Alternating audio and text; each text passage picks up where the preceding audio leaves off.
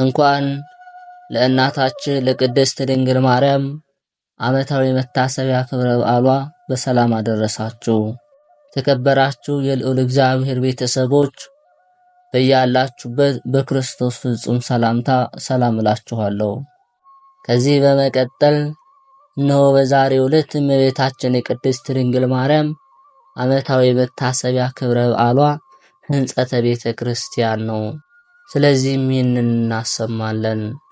ሰኔ 20 በዚች ቀን በኬልጌዶን አውራጃ በቂሳርያ ሀገር የእመቤታችን የቅድስት ድንግል ማርያም ቤተ ክርስቲያን በተወደደ ልጇ የታነጸበት ታላቅ በዓል ነው። እመቤታችን ቅድስት ድንግል ማርያም ሰኔ 21 በዚች ቀን በኬልቄዶን አውራጃ በቂሳርያ ሀገር የእመቤታችን የቅድስት ድንግል ማርያም ያለ እንጨት ያለ ጭቃና ውሃ በሶስት ድንጋዮች በተወደደ ልጇ እጅ የታነጸበት ዕለት ነው። ይህም በዓል ከእመቤታችን 33ቱ በዓላት አንዱ ነው። ሕንጸተ ቤተ ክርስቲያንም ይባላል። የመጀመሪያዋ ቤተ ክርስቲያን የታነጸችው በሰኔ 20 ቀን ነውና አናጺውም ራሱ ባለቤቱ መድኃኔ ዓለም ክርስቶስ ነው። ቦታው ፊልጵስዩስ ነው። ቤተ ክርስቲያኗ የተሰየመችው ደግሞ በእመቤታችን ስም ነው። እመቤታችን ድንግል ማርያም ካረገች በአራተኛ ዓመት ጳውሎስና በርናባስ በፊልጵስዩስ ገብተው አስተምረው ሕዝቡን አሳምነው ካጠመቁ በኋላ እንግዲህ ወደ ቤተ ጣዖታት ትሄዱ አሏቸው። አሕዛብ የነበሩትና አምነው የተጠመቁትም የለመድነውን ከለከላችሁን፣ መካነ ጸሎት ስጡን አሏቸው። የከበሩ ሐዋርያትም ጴጥሮስና ዮሐንስም መልእክት ላኩላቸው። ጴጥሮስና ዮሐንስም ያለ ጌታችን ፈቃድ አንዳች ልታደርጉ አይገባምና ጸልዩ፣ እኛም እንጸልያለን ብለው መለሱላቸው። ሁሉም ሱባኤ ይዘው በጸሎት ተጉ። ጸሎትና ሱባኤያቸውን ከጨረሱ በኋላ ጌታችን መድኃኒታችን ኢየሱስ ክርስቶስ በሞት ያረፉትን አስነስቶ በሕይወት ያሉትን ደቀ መዛሙርቱን በደመና ጠቅሰው ፊልጵስዩስ ሰበሰባቸው። ጌታችን በኪሩቤል ጀርባ ላይ ሆኖ እልፍ አእላፋት መላእክትን አስከትሎ ይወርዳል። እመቤታችንም በቀኙ ነበረች። ቅዱስ ዮሐንስም ጌታዬ ለምን ሰበሰብከን ብሎ ጠየቀው። ጌታችን ኢየሱስ ክርስቶስም በእናቴ ስም ከጽንፍ እስከ ጽንፍ አብያተ ክርስቲያናት እንዲታነጹ ፈቃዴ ነውና ሕንጻ ቤተ ክርስቲያን ላሳያችሁ፣ ሥርዓት ላስተምራችሁ ነው አለው። ይህንንም ብሎ ወደ ምስራቅ ወሰዳቸው። በዚያም ተራርቀው የነበሩ 3 ድንጋዮች ነበሩ። ጌታችን 3 ድንጋዮቹን በተአምራት አቀራርቦ አንስቶ ጎተታቸው። ድንጋዮቹም እንደ ሰም ተለጠጡ፣ እንደ ግድግዳም ሆኑ። ቁመቱም ወርዱን መጥኖ ለሐዋርያት ሰጣቸው። እነርሱም እሳት እንዳየው ስም ከእጃቸው እየለመለሙ እየተሳቡ ቁመቱ 24 ወርዱ 12 ክንድ አድርገው ሰርተውታል። ዳግመኛም የብርሃን ምሰሶ ወረደ፣ በሰማያዊቷ ኢየሩሳሌም አምሳያ አድርጎ አነጻት፣ ሁለንተናዋም ተጠናቀቀ። ከዚህ በኋላ ጌታችን መድኃኒታችን ኢየሱስ ክርስቶስ ለሐዋርያቱ እንግዲህ እናንተም እንዲህ አድርጋችሁ ስሩ ብሏቸው አረገ። 3ቱ ድንጋዮች የሥላሴ ሦስትነት ወደ አንድ ሆነው አንድ ሕንጻ መታነጹ የሥላሴ አንድነትን ያስረዳናል። በአጠቃላይ የቤተ ክርስቲያን መታነጽ ለኛ ለክርስቲያኖች እጅግ ታላቅ በዓልና ደስታ ነው። ስለዚህ ቤተ ክርስቲያን አባቶች ደማቸውን አፍስሰውላታል፣ አንገታቸውን ለሰይፍ ሰጥተውላታል፣ አጥንታቸውን ከስክሰውላታል፣ ቆዳቸው ተገፏል፣ በድንጋይ ተወግረዋል፣ በእሳት ተቃጥለዋል፣ በአውሬም ተበልተዋል። ቤተ ክርስቲያን ግድግዳዋ ውሃ፣ መሰረቷ ደም የማትታደስ ነገር ግን ከኃጢአት ከበደል የሚታደሱባት ርትዕት ናት። ይህችን ቤተ ክርስቲያን የክርስቶስ አካሉና ሙላቱ ናት። እናም የዚህችን ቤተ ክርስቲያን ሥርዓት መጣስ፣ ትምህርቷን መቆነጻጸል የክርስቶስን አካል ማድማት ነውና። ዳግመኛም በማግስቱ በሰኔ 21 ጌታችን ድንግል እናቱን እመቤታችንና ቅዱሳን መላእክትን አስከትሎ ወርዶ እመቤታችንን መንበር፣ ጴጥሮስን ተራዳኢ ካህን፣ እስጢፋኖስን ሠራኤ ዲያቆን አድርጎ ቀድሶ ለሐዋርያቱ አቁርቧቸዋልና ፍጹም ደስታ ሆነ። ዳግመኛም ጴጥሮስን እጁን ጭኖ ፓትርያርክ አድርጎ ሾሞታል። በዚህን ጊዜ ሰማያውያን መላእክት ምድራውያን ሐዋርያት አንድ ሆነው አመስግነዋል። ከዚህ በኋላ ሐዋርያት ከጌታችን ከመድኃኒታችን ኢየሱስ ክርስቶስ እንዳዩት በዓለም ዞረው ቤተ ክርስቲያን አንጸዋል። ከዚህ በፊት የነበረው የሰለሞን ቤተ መቅደስ የአይሁድ ምኩራብ፣ የአይሁድ ሥርዓት አምልኮ መፈጸሚያ እንጂ የአዲስ ኪዳን የቁርባንም ሆነ የጥምቀት ሥርዓት መፈጸሚያ አልነበረምና። እንኪያስ ሐዋርያት የት ነበር ሕዝቡን የሚያጠምቁት የሚያቆርቡት ከተባለ እንደ ማርቆስ እናት ቤታቸውን ለሐዋርያት በሰጡ በአማኞች ቤት ይከናወን ነበርና። ሰኔ 20 ቀን ሕንጸተ ቤተ ክርስቲያን የቤተ ክርስቲያን መታነጽ ታላቅ በዓል። ቤተ ክርስቲያናችን እንደ እንግዳ ደራሽ እንደ ውሃ ፈሳሽ መጣች።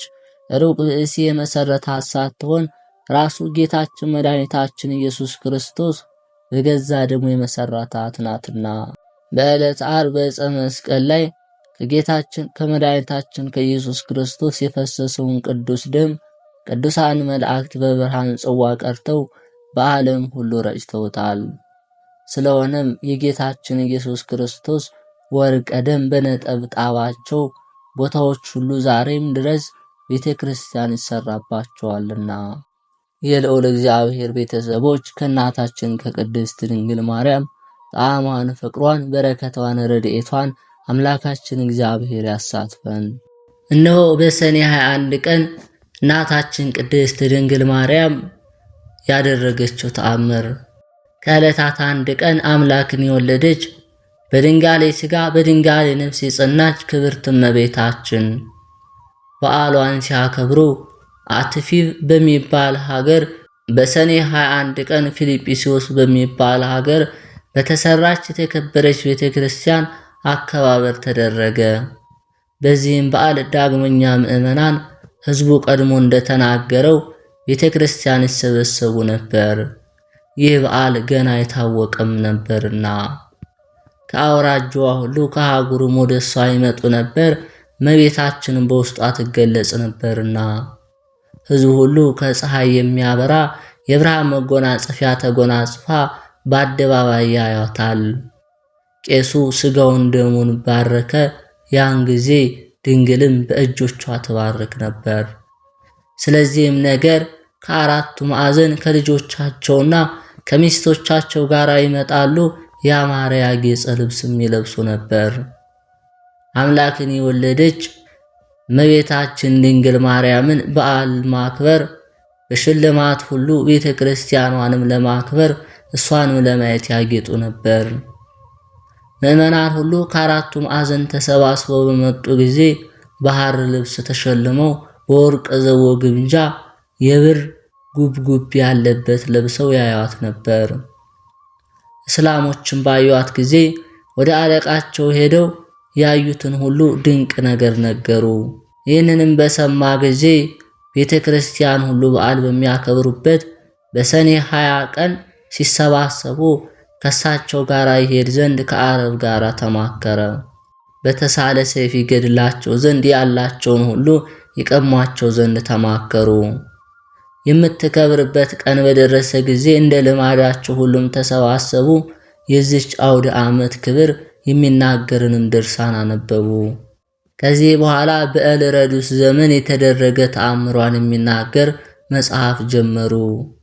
ያን ጊዜ እስላሞች ደርሰው ከዚያ የተሰበሰቡትን ሕዝቡን ሁሉ ይማርኩ ዘንድ ያላቸውን ሁሉ ይዘርፏቸው ዘንድ ገዳሙንና ቤተ ክርስቲያኑን ከበቡት። እስላሞችንም ከእጃቸው የተመዘዙ ሰይፎችም ይዘው መምጣታቸውን ባዩ ጊዜ ፈጽመው ፈሩ። አምላክን የወለደች በድንጋሌ ሥጋ በድንጋሌ ነፍስ ወደ ጸናች ወደ ክብርት እመቤታችን ስዕል ሄደው ከክፉዎች እስላሞች እጅ ታድናቸው ዘንድ በብዙ ለቅሶ አመለከቱ። እሊህም ድንግልን ሲለምኗት እስላሞች ወደ ቤተ ክርስቲያን ገቡ። አለቃቸው አምላክን የወለደች በድንጋሌ ሥጋ በድንጋሌ ነፍስ የጸናች የክብርት እመቤታችን ስዕል በፍጹም ብርሃን ተጋርዳየ። ያን ጊዜም ግንባሩን ምድር አስነክቶ ሰገደላት። ከእንግዲህ ወዲህ አንቺ ያማርሽ ነሽ፣ ንግሥት ሆይ ደም ግባትሽ መልካም ነው። ከዚህ በኋላ ወደ ባልንጀሮቼ ተመልሼ ይህች ንግሥት መልኳ ያማረ የተወደደ ስለሆነ ተላልፎ ቤተ ክርስቲያንን ማፍረስ የሚቻለው አይኖር፣ አንድስ እንኳ ወደ እሷ እጁን ዘርግቶ የሚማርክ አይኖር። ይህን ትእዛዝ ያፈረሰውን ግን በሰይፍ አስመጥተዋለሁ አላቸው። ባልንጀሮቹም ይህን በሰሙ ጊዜ ሰይፋቸውን ወደ አፎቱ እየመለሱ አገቡ። ክርስቲያንም ሄደው ይህንን ባዩ ጊዜ ያዳነቻቸው እመቤታችን እንደሆነች አወቁ። ፍቅሯን ማሳደረችባቸው፣ በፍጹም ደስታም ደስ አላቸው። ከዚያን ቀን ጀምሮ በፍጹም ክብር በፍጹም ምስጋና ያለ መደንገጽ ያለ መፍራት በዓሏን ማክበር ጀመሩ። እግዚአብሔርንም አመሰገኑት። ይህ ፍጹም ጸጋን የሰጠቻቸው በድንጋሌ ሥጋ በድንጋሌ ነፍስ የጸናች እመቤታችንም አመሰገኗት። ይህን ተአምር ያዩ ወደ ኢትዮጵያ ደረሱና አስረድተው ተናገሩ። ባሮቹን ምዕመናን ለዘላለም መንግሥተ ሰማይን ለመውረስ የተዘጋጁ ያደርጋቸው ዘንድ ከነ ልጆቹ እስከ ዘላለም ለማዳን ከዚች ንጽሕት ድንግል የተወለደ የፈጣሪ እግዚአብሔር ምስክርነቱ ሐሰት የለበትምና ልመናዋ ክብሯ ለዘላለም በእውነት ይደረግልን። ዳግመኛም አምላክን የወለደች በድንጋሌ ሥጋ በድንጋሌ ነፍስ የጸናች ክብርት እመቤታችን ያደረገችው ተአምር። አውሲም በሚባል ሀገር በዘመድ የከበረ ስሙ ጲፋሞን የሚባል አንድ ሰው ነበር። አባቱ ግን አውሲም በሚባል ሀገር ሹም ነው። ጲፋሞን ከሕፃንነቱ ጀምሮ በንጽሕናና በድንግልና ጸንቶ ይኖር ነበር። ሰማዕት በመሆን መዋጋቱን ፈጸመ። ሳይፈረድበት ተሰቀለ። እግዚአብሔርን በብዙ መከራ ደስ አሰኝቶት ነበር። ከዕለታት በአንድ ቀን ሌሊት ሆኖ ሳለ ቆሞ ሲጸልይ ንጽሕት ድንግል ከምትሆን ከእናቱና ከሚካኤልና ከገብርኤል ጋር ምስጋና ይግባውና መድኃኒታችን ኢየሱስ ክርስቶስ ተገልጾ እሱ ወዳለበት ገባ። መድኃኒታችን ጌታችን ኢየሱስ ክርስቶስ ብርሃኑ በሳጥኑ ላይ በራ። ጲፋሞን ጌታችን ከመላእክት ጋር በሳጥኑ ላይ ቆሞ ከእናቱ ድንግል ማርያም ጋር እዚህ ብዙ መላእክት ከበውት ባዩ ጊዜ ፈጽሞ ፈራ። ደንግጾ በምድር ላይ ወደቀ። ከጌትነቱ ግርማ የተነሳም እንደ ሬሳ ሆነ። ጌታችንም ያን ጊዜ ያስነሳው ዘንድ ፍርሃትንም ከሱ ያረቅለት ዘንድ ቅዱስ ሚካኤልን አዘዘለት። ሁለተኛም ጌታችን ከሕፃንነቱ ጀምሮ ራሱን አድሮ ሕያጅ ያደረገ የተባረክ ልጅ ሆይ ፍቅር ይገባሃል አለው። የተባረክ ልጅ ሆይ ደስ ይበል፣ የከበረ አክሊልን የተሸከምክ ልጅ ሆይ ደስ ይበል። የተባረከ ክቡር ልጅ ሆይ በመንግሥተ ሰማያት ደስ ይበል። ልጄ ጲፋሞን ሆይ ከንጽሕት ክብር ድንግል ሰው የሆኑ 9 ወር ከ5 ቀን በኋላ በማኅፀን ወለደችኝ። እኔ ሕያው እግዚአብሔር አብ ልጅ እንደሆንኩ ፈጽመህ እወቅ። ለሰብአ ሰገል ከምሥራቅ ኮከብ አሳይቻቸው መጥተው የሰገዱልኝ እኔ ነኝ። ሄሮድስ በፈለገ ጊዜ ስለፈራች ከድንግል ከእናቴ ጋር በግብፅ ሀገር የኖርሁ እኔ ነኝ። የከበረ አውሲም በምትባል በዚች ሀገር ሸሽቼ ያደርሁ እኔ ነኝ። ወዳጄ ጲፋሞን ሆይ ከገብርኤልና ከሚካኤል ጋር ደርሳ ትጎበኝ ዘንድ ከኔ ጋር ያመጣኋት ከሷ ሰው የሆኑ ድንግል እናቴ ይህች ናት። ጌታችን እውነት በሚናገር ቃሉ ይህን ነገረው። በዕብራይስጥ ማርያም የምትባይ በድንጋሌ ሥጋ በድንጋሌ ነፍስ የጸናች ክብርት እመቤታችን ሆይ ሰማዕታትም በመጎብኘትሽ ደስ ይላቸዋል። በአማላጅነትሽ ሥራቸውን ይፈጽማሉ። በመራዳትሽ ድል በመንሳት ክብራቸውን ያገኛሉ። አንቺ የጎበኘሽውን ልጅሽ ይጎበኘዋልና። እመቤቴ ሆይ የአማላጅነትሽ አጋዥነት በእኛ ላይ ለዘላለም ይደርብን። የልዑል እግዚአብሔር ቤተሰቦች ዳግመኛም በዚህ ቀን ከሚከበሩ ወርሃዊ በዓላት መካከል ዮሐንስ አፂር። ስለዚህም ይህን እናሰማለን። አቡነ ዮሐንስ ሐፂር ቁመታቸው አጭር ስለነበር ዮሐንስ ሐፂር አጭሩ ዮሐንስ ተብለዋል። በ309 ዓመተ ምህረት ከተወለዱ በኋላ በ18 ዓመታቸው አስቄጥስ ገቡ። አበምኔቱ አባ ባይሞይ የምንኩስና ኑሮ እጅግ ከባድ መሆኑን በመንገር ወደ ቤታቸው እንዲመለሱ ቢመክራቸውም እሳቸው ግን በቁርጥ ሐሳብ ወሰኑ። አባ ባይሞይ ግን የዚህን ወጣት ዕጣ ፈንታ ግለጥልኝ ብለው ሱባኤ ያዙ። የታዘዘ መልአክም መጥቶ እርሱ የተመረጠ ዕቃ ይሆናልና ተቀበለው ብሎሃል ብሎ ነገራቸው። እንደታዘዙትም ተቀበሉት። አቡነ ዮሐንስም ገዳሙ እንደገቡ በብዙ ተጋድሎ ሲኖሩ ምንጣፍ ሳያነጥፉ መሬት ላይ ነበር የሚተኙት። አባታችን በታዛዥነታቸውን በእጅግ ይታወቃሉ። ይህንን ለመፈተን አንድ ቀን አባ ባይሞይ የደረቀ እንጨት አንስተው ለአቡነ ዮሐንስ ሰጧቸውና ይህን ደረቅ እንጨት ትከለውና ውሃ እያጠጣህ አብቅለው ፍሬ እስከሚያፈራም ተንከባከበው አሏቸው። አቡነ ዮሐንስም በፍጹም መታዘዝ እሺ ብለው ደረቁን እንጨት ተክለው 3 ዓመት ሙሉ ከሩቅ ቦታ በቀን 2 ጊዜ ውሃ እየቀዱ በማምጣት ማጠጣት ጀመሩ። በ3ኛው ዓመት ደረቁ እንጨት ጸድቆ ለመለመ፣ ታላቅ ዛፍ ሆኖ አብቦ አፍርቶ ጣፋጭ ፍሬን አፈራ።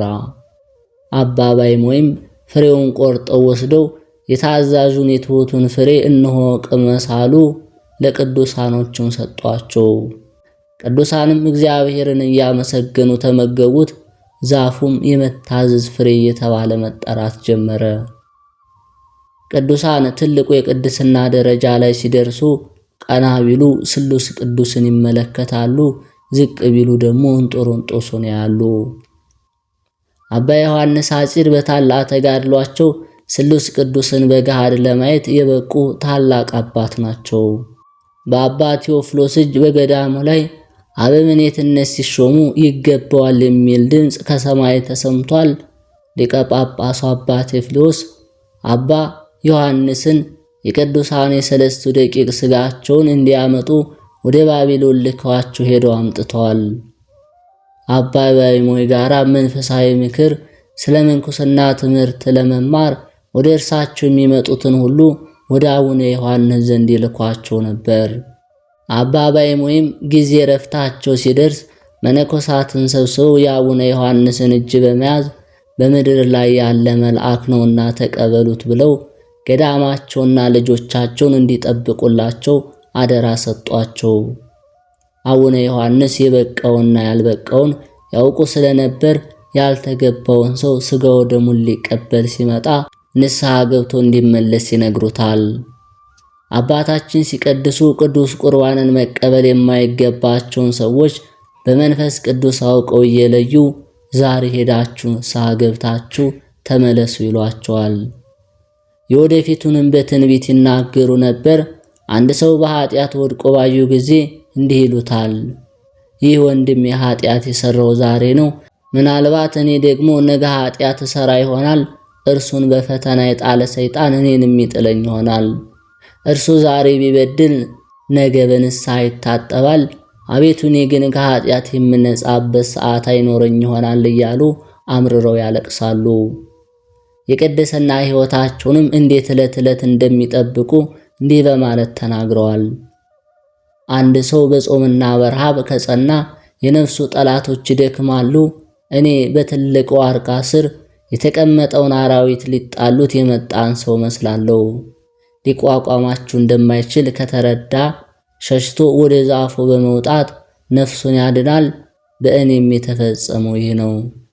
በበዓት ተቀምጬ ክፉ ሐሳቦች ሊቃወሙኝ ሲመጡ ሊቋቋማቸው እንደማልችል ባወቀው ጊዜ በጸሎት ወደ እግዚአብሔር ሸሽቼ መሸጋለሁ። በዚያም ከጠላቶቼ ፍላጻ ድናለሁ በማለት እንዴት የቅድስና ሕይወታቸውን ይጠብቁ እንደነበር ተናግረዋል። አባ ዮሐንስ ሐጺር ሌላው የሚታወቅበት አንድ ትልቅ ግብራቸው የአትናስያን ሞት ወደ ሕይወት የለወጡበት። አትናስያ መጀመሪያ ላይ ጻድቅ ነበረች። በገንዘቧ ገዳማትን መነኮሳት የምትረዳ አገልጋዮችን የምትረዳ ደግ ሴት ነበረች። ነገር ግን በኋላ ላይ ጠላት ሰይጣን በወጥመዱ ጣላት፣ በዝሙት እንድትወድቅ አደረጋት። ዘማዊት ሴትም ሆነች።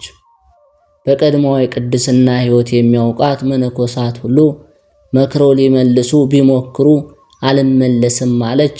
ይልቁንም ሊመክሯት ሲመጡ እየሳቀችባቸው ታሾፍባቸው ነበር። በመጨረሻም መነኮሳቱ አቡነ ዮሐንስ ሐጺርን ላኳቸው። እርሳቸውም ተራ ሰው መስለው ወደ ቤት ገቡ። ለዝሙት የመጣ ሰው መስሏት በደስታ ተቀበለች። ልታጫውተውም ስትሞክር ዮሐንስ ሐጺር ማልቀስ ጀመረ። ለምን ታለቅሳለህ ብትለው መልክሽ ደስ ብሎኝ ነው አላት። እርሷም ታዲያ ደስ የሚል መልክ ያስቃል እንጂ መቼ ያስለቅሳል ስትለው የለም ነገ ገሃነም እንደምትወርጂ ታይቶኝ ነው። ነው የሰይጣን ማደሪያ ሆንሽ፣ ብዙ አጋንንት በሰውነትሽ ሲወርዱ ያለው። ይህን እያለ ብዙ መክረው አስተማሯት።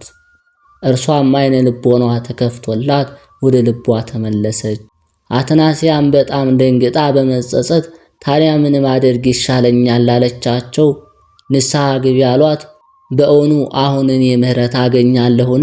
ኃጢአቴ ብዙ ነው፣ ከእግዚአብሔር ጋር ማን ያስታርቀኛል ስትላቸው እኔ ያስታርቅሻለሁ ተከተይ ብለው ወጥተው ሄዱ።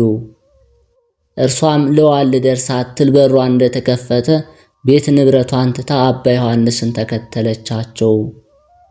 እሳቸውም ላይ ለመድረስ እየሮጠች ስትሄድ በልስላሴ የኖረ እግሯ እየቆሰለ እየተሰነጣጠቀ ደሟ እንደ ውሃ በመሬት ላይ ፈሰሰ። ሲመሽ ከገዳሙ በር ላይ ደርሳ የምታርፍበትን ቦታ ለይተው ሰጧት። እዚያም ተኛች። አባ ዮሐንስ ሌሊት ለጸሎት ሲነሱ መላእክት ሲወጡ ሲወርዱ ተመልክተው ይህ የማየው ነገር ምንድነው በማለት አንዱን መልአክ ጠየቁት። ትላንትና አንተን ተከትላ የመጣች ሴት ሞታ ነፍሷን እያሳረግን ነው አላቸው። እግዚኦ ንስሐ ሳትገባ ብለው ደነገጡ። መልአኩም አንተ ልትከተል ገና አንድ እግሯን ከቤት ስታስወጣ ኃጢአቷ በሙሉ ተፍቆላታል፣ አሁን ወደ ገነት እየወሰድናት ነው አላቸው። አባ ዮሐንስ ሐጺርም ተገርሞ እግዚአብሔርን እያመሰገኑ የመቃብሯ ነገርስ ወዴት ነው ብለው ጠየቁት። መልአኩም አንበሶች ይመጣሉ፣ የመቃብሯን ቦታ ለክታ አሳያቸው ብሏቸው ተሰወረ።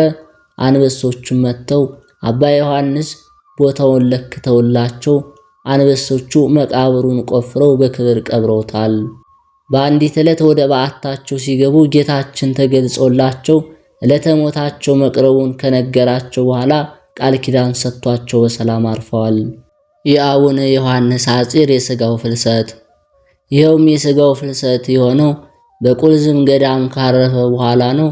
ለአባቶች ሊቃነ ጳጳሳት 45ኛ የሆነው አባ ዮሐንስ ወደ አስቄጥስ ገዳም በሄደ መነኮሳት የቅዱስ ዮሐንስ ሐጺርን ሥጋውን አፍልሰን በዚህ ቤተ ክርስቲያን ሥጋው ባለበት ለፈጣሪያችን እንስገድ አሉት። የአቡነ ዮሐንስ ሐጺር ሥጋው ይጠበቅ የነበረው የኬልቄዶን ጉባኤ በሚቀበሉ ከሃዲያን ነበር። አባ ዮሐንስም መልእክት ጽፎ ወደ ቁልዝም ሀገር ቢልክም እነዚህ ከሃዲያን የቅዱሱን ሥጋ ከለከሏቸው። ነገር ግን ሥጋው ያለበትን ቦታ አዩት። ከጥቂት ቀን በኋላ ከታላላቅ አረቦች ወገን የሆነ ለቁልዝም ሀገር መኮንን ሆኖ ተሾመ። እርሱም ለሀገሪቱ ኤጲስቆጶስ ለአባ ሚካኤል ወዳጁ ነው። አባ ዮሐንስም ይህንን ሲሰማ ስለ ቅዱስ ዮሐንስ ሐጺር የሥጋው ፍልሰት መነኮሳትን እንዲረዳቸው ለአባ ሚካኤል መልእክት ላከ። አባ ሚካኤልም ከከሃዲያን እጅ ሊወጣ መሆኑን አስቦ ደስ አለው።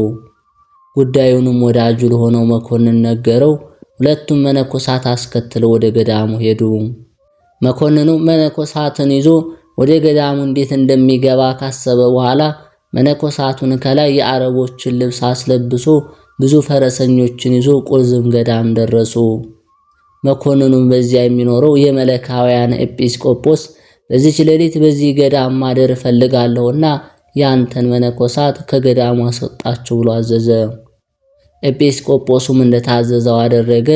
ከዚህ በኋላ መነኮሳቱ የቅዱስ ዮሐንስ ሐጺርን ሥጋ ይዘው ወደ ምስር ሀገር ከደረሱ በኋላ አስቄጥስ ገዳም ደረሱ።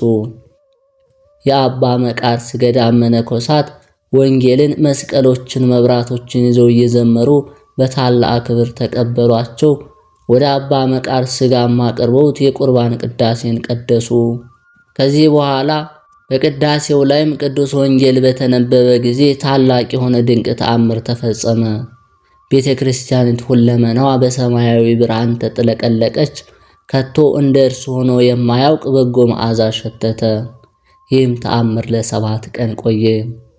ከዚህ በኋላ የቅዱስ ዮሐንስ ሐጺር ሥጋ ወደ ራሱ ቤተ ክርስቲያን በክብር ወስደው ሲያኖሩት አሁንም ድንቅ ድንቅ ተአምራት ተፈጽመው ታዩ።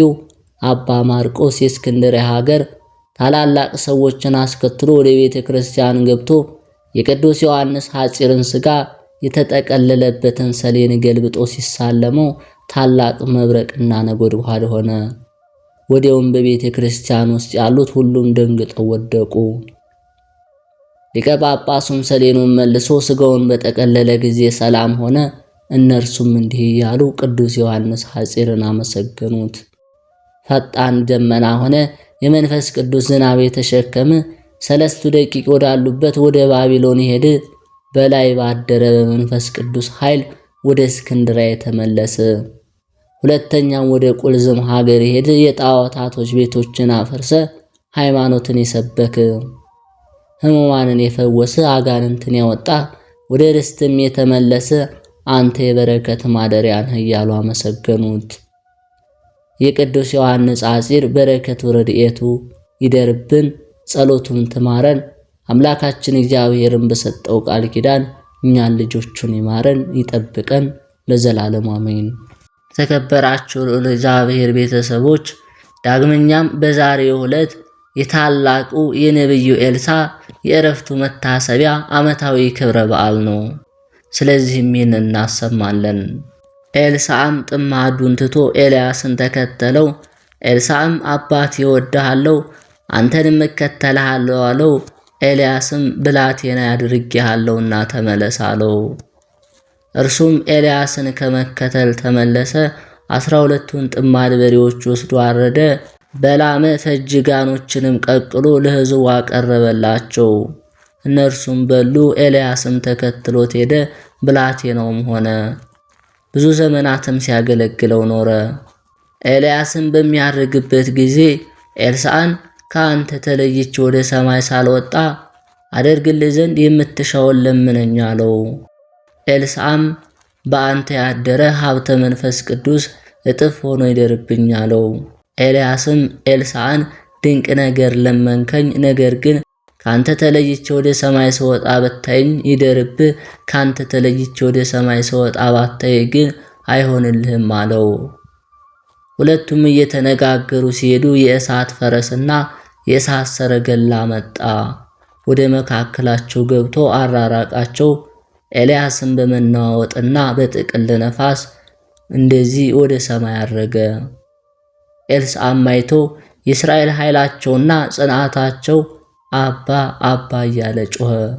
ከዚህ በኋላ ዳግመኛ አላየውም። ልብሶቹም ከሁለት አድርጎ ከፈላቸው። ኤልያስም ለኤልሳዕ መጠምጠሚያውን ጣለለት፣ በኤልሳዕ ራስ ላይም ወረደ። ኤልሳዕም ተመልሶ በዮርዳኖስ ባህር ዳር ቆመ። በራሱ ላይ የወረደች የኤልያስንም መጠምጠሚያ ይዞ ውሃውን መታበት፣ ውሃውም አልተከፈለም። የኤልያስ ፈጣሪ ወዴት ነው? ይህስ እንዴት ነው አለ። ከዚህ በኋላ ውሃውም መታው፣ ውሃውም ተከፍሎ ወዲህና ወዲያ ቆመ። ኤልሳዕም ተሻገረ። በዚህ ኤልሳዕ የመንፈስ ቅዱስ ሀብት እጥፍ ድርብ ሆኖ እንደተቀበለ አወቀ። ኤልያስ የወንዙን ውሃ 1 ጊዜ ከፈለ፣ ኤልሳዕ ግን 2 ጊዜ ከፈለ። ኤልያስ 1 ምውት አስነሳ፣ ኤልሳዕ ግን 2 ምውት አስነሳ። ከዚህ በኋላ ሄዶ ወደ ኢያሪኮ ገባ። የዚያች ሀገር ሰዎችም ጌታችን እንሆ እንደምታያት የዚች ሀገር ኑሮ ያማረ ነው፣ የአገር ውሃ ግን ክፉ ነው፣ ሴቶች ሲጠጡት ይመክናሉ አሉት። ኤልሳዕም ጨው ጨምራችሁ አዲስ ሸክላ አምጡልኝ አላቸው። እነርሱም አመጡለት። ኤልሳዕም ወደ ውሃው ምንጭ ሄዶ ያንን ጨው በውሃ ምንጭ ጨመረው፣ እንዲህም አላቸው፣ እግዚአብሔር እንዲህ ይላል፣ እርሱን ከመጠጣት የተነሳ የሚሞት እንዳይኖር የሚመክንም እንዳይኖር ይህንን ውሃ ጣፈጥሁት። ከዚያች ቀን ጀምሮ እስከ ዛሬ ድረስ ኤልሳዕ እንደተናገረ ያ ውሃ ጣፋጭ ሆነ። ከዚያም ሀገር ወደ ቤቴል ወጣ። ሲወጣም በከተማው ሲወጡ ታናናሽ ልጆቹን በጎዳና አገኘ። እነርሱም አንተ ራሰ በራ ውጣ ውጣ እያሉ ይዘባበቱበት ጀመር። ወደ ኋላው ተመልሶ ባያቸው ጊዜ የእግዚአብሔር ስም ጠርቶ ረገማቸው። የዚያን ጊዜ 2 ድቦች ከዱር ወጥተው ከነርሱ 42 ልጆችን ገደሉ። ከነቢያት ልጆች አንዲት ሴት ነበረችና ወደ ኤልሳዕ ጮኸች፣ ባሪያ ባሌ ሞተ። ባል እግዚአብሔርን የሚፈራ ሰው እንደነበር አንተ ታውቃለህ።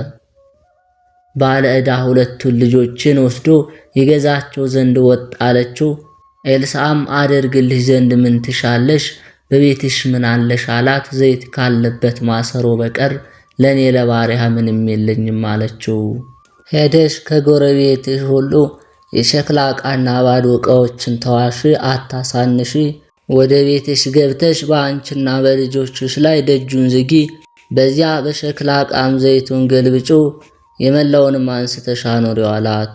እርሷም ወደ ቤቷ ገብታ በልጆቿና በእሷ ደጃፏን ዘጋች። እነርሱ ያቀርቡላት ነበርና እርሷም እየቀዳች ትገለብጣለች። ከዚህ በኋላ ልጆቿን ዳግመኛ የሸክላ ዕቃ አቅርቡልኝ አለቻቸው። የሸክላ ዕቃ ሁሉ አለቀ፣ የለም አሏት። ከዚህ በኋላ ያም ዘይት ተገታ። እርሷም ሄዳ ለእግዚአብሔር ነቢይ ነገረችው። ኤልሳዕም ሂጂ፣ ይህ ዘይት ሸጠሽ ዕዳሽን ክፈይ፣ የቀረውን ዘይት ግን የልጆችሽን ሰውነትና የአንቺን ሰውነት አድኝበት አላት።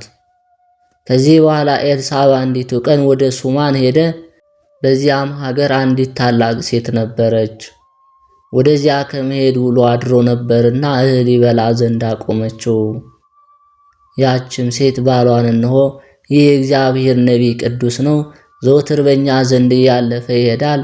ትንሽ እልፍኝ እንስራለት፣ አልጋም እንዘርጋለት፣ መብራት የሚበራበት መቅረዝና ወንበር ጠረጴዛም እናዘጋጅለት፣ ወደ እኛም በመጣ ጊዜ በዚያ ይደር አለችው። ከዚህ በኋላ በአንዲቱ ቀን ወደዚያ ገብቶ በልፍኙ አደረ። ደቀ መዝሙሩ ግያዝንም ያችን የሱማን ሴት ጥራት አለውና ጠራት። እርሷን መጥታ በኤልሳዕ ፊት ቆመች። እነሆ ይህ ሁሉ ክብር አከበርሽኝ፣ ምን ላደርግልሽ? ከንጉሥ ዘንድ ካለቃም ዘንድ ቢሆን ጉዳይ ንገሪኝ አላት። ያን ጊዜም እርሷ እኔስ በወገኖቼ መካከል እኖራለሁ አለችው። ምን ላደርግላትም አለ።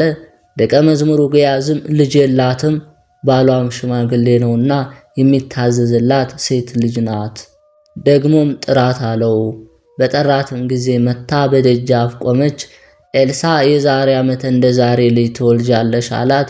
እኔን አገልጋይህን ጌታዬ አታሳቅኝ አለችው።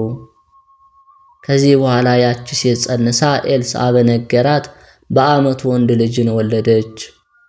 ያም ልጅ አድጎ ከአባቱ ጋር ወደ አዝመራ ወጣ። አባቱን ራሴን አለው። የሕፃኑን አባት ብላቴናውን ወደ እናቱ አስገባው አለው። ብላቴናውም ያን ልጅ ወደ እናቱ አስገባው። እናቱም እስከ ቀትር በጉልበቷ ላይ አስተኛችው። ከዚህ በኋላ በሞተ ጊዜ አውጥታ በእግዚአብሔር ነቢይ አልጋ ላይ አስተኛችው። ዘግታበትም ወጣች። ባሏንም ጠርታ ወደ እግዚአብሔር ነቢይ እሄዳለሁና አንድ አህያና ከብላቴኖች አንድ ብላቴና ስደድልኝ አለችው። ባሏም መባቻ አይደለ ቅዳሜ አይደለ ዛሬ ለምን ትሄጃለሽ አላት። እጅ ነሳው ዘንድ እሄዳለሁ አለች። አህያውንም ጫኑላት። አገልጋዩዋንም ተነስ እንሂድ ባልኩ ጊዜ መሄድን አትከልክለኝና ተከተለኝና ወደ እግዚአብሔር ነቢይ ወደ ቀርሜሎስ እንሂድ አለችውና ሄደች። ኤልሳዕም ያቺ ሴት ስትመጣ ባያት ጊዜ ብላቴናው ግያዝን ያቺ ሴት ሱናማዊቷ ሴት ናት፣ አሁንም ሩጠ ሄደ ተቀበላት፣ ደህና ነሽን? ባልሽ ደህና ነውን? ልጅሽ ደህና ነውን? በላት አለው። እርሷም ደህና ነው አለችው። ወደ ኤልሳዕም ዘንድ ወደ ተራራው ደርሳ እግሩን ያዘችው።